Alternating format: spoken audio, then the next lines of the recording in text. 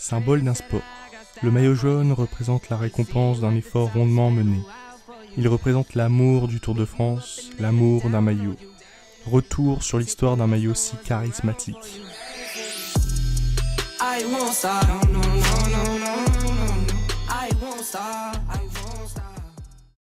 Bonjour à tous et à toutes, après avoir parlé d'un potentiel Tour de France à huis clos, on fait un retour rapide sur l'histoire du maillot jaune. Peu de temps après la signature du traité de Versailles, le Tour de France reprend ses droits en 1919. Hors de là, les états défectueux et impraticables de la route, des reproches sont effectués sur la non-perception du leader du classement général de la course. À l'époque, un simple bandeau vert est utilisé, mais cela ne suffit plus pour le différencier des autres coureurs du peloton. C'est alors que vient l'idée d'un maillot distinctif. Le directeur du Tour de France, Henri Desgranges, décide alors d'instaurer un maillot aux couleurs du journal Lotto. Le maillot sera de couleur jaune.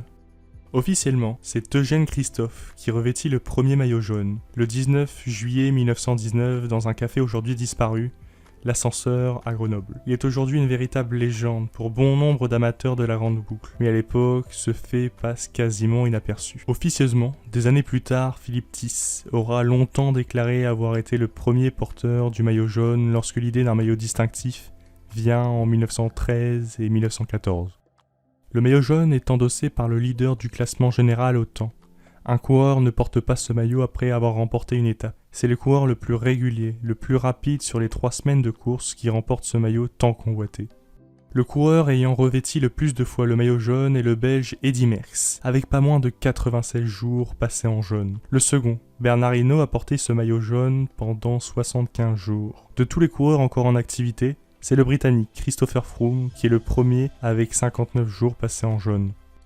Le premier sponsor du maillot jaune naît en 1948. Il s'agit de la marque de laine Sofil. La première fois que le sponsor apparaît sur la tenue est en 1969 avec le sponsor Virlux. Depuis 1987, le Crédit Lyonnais, devenu LCL à partir de 2006, sponsorise le maillot jaune. Ainsi, à chaque fin d'étape, le leader du classement général au temps revêtit le maillot jaune et reçoit en complément le lion du sponsor. En juillet 2019, le Tour de France a fêté 100 années de maillot jaune.